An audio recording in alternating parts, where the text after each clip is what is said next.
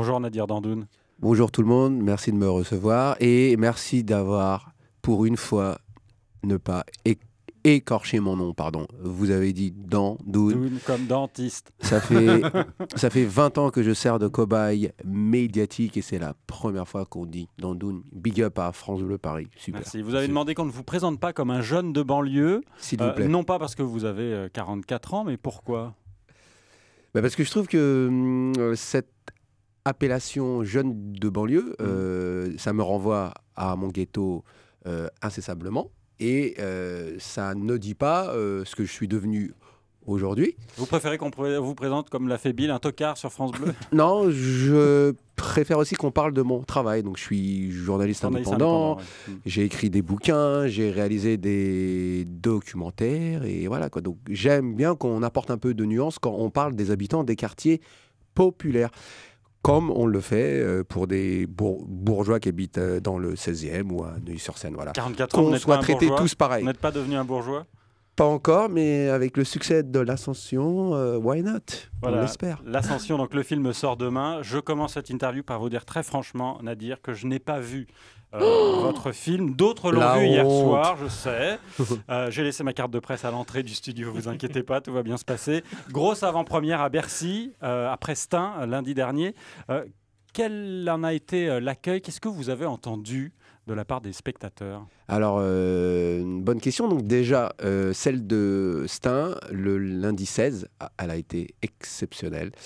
Ensuite, on en a fait une dans ma ville d'origine où je vis toujours, à l'Île-Saint-Denis. Mais celle de Stein, elle a été particulièrement riche en émotions. Parce que ça fait 30 ans qu'on crache à la figure des gens qui vivent en Seine-Saint-Denis.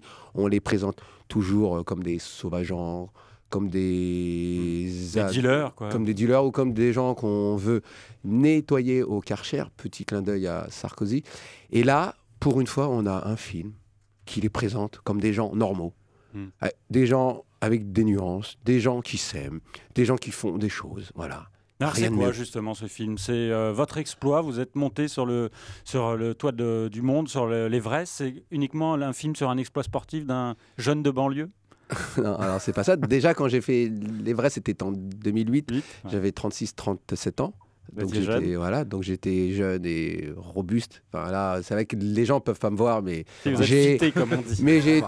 j'ai toujours un corps de rêve.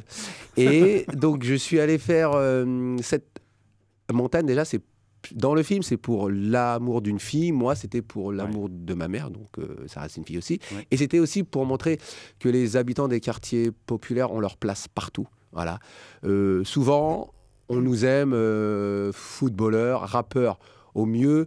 Au pire, c'est ce que vous disiez tout à l'heure, en terroriste ou en délinquant. Et là, donc, c'était pour leur montrer qu'on peut aller partout et que la haute montagne, c'est surtout un sport de blanc, un sport de bourgeois. Et là, donc, c'était une sorte de bras d'honneur aussi à une élite qui nous méprise. Nadir, c'est un exploit sportif, mais en fait, vous vous êtes rendu compte en arrivant là-haut que vous avez vécu un peu ce qu'on vit dans la société en bas. C'est ça, exactement. En fait, le regard des autres. En fait, c'est ça, c'est qu'il y avait beaucoup de revanche sociale. Le titre est très très bien, moi je trouve. Le titre du film est très bien parce que c'est vraiment une ascension sociale avant d'être l'ascension de la montagne. C'est comment on change le regard de l'autre. Comment, à un moment dans notre vie, on dit aux gens...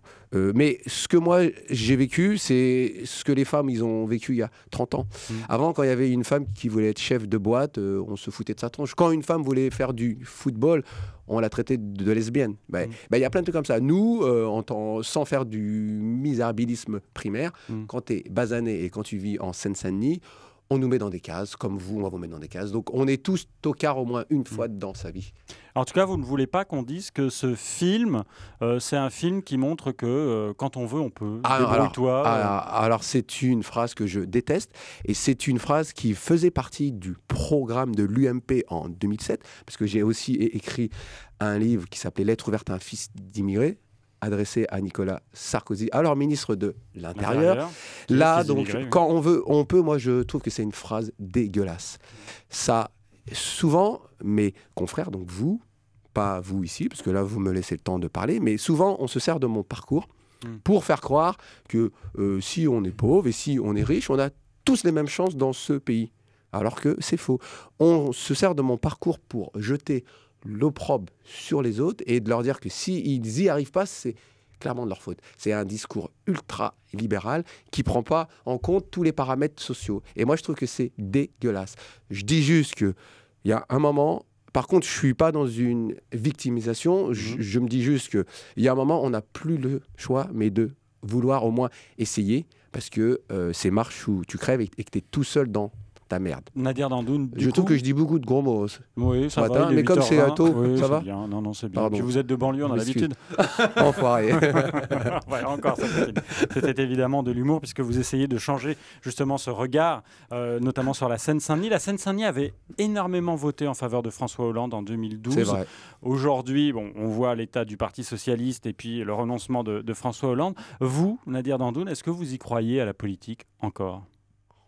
Alors, je vais vous dire un truc qui... Parce que votre film, il est politique. Ouais, bah en fait, enfin, tout est politique. Votre livre et puis le regard, oui, tout est politique. Alors, c'est vrai que ce que je vais vous dire, moi, ça me fend le cœur. Je vote plus depuis 2 élections. J'aurais jamais pensé qu'un mec... pas blanc. Ah non, non, non, pas. J'aurais jamais pensé qu'un mec comme moi, je suis politisé depuis que je suis petit. Hein. J'ai fait mes premières manifs à l'âge de 12 ans. J'ai toujours demandé aux jeunes de mon quartier d'aller s'inscrire, parce que je pensais que si tu votes pas, ou que si tu t'occupes pas de la politique, c'est elle qui va s'occuper de toi.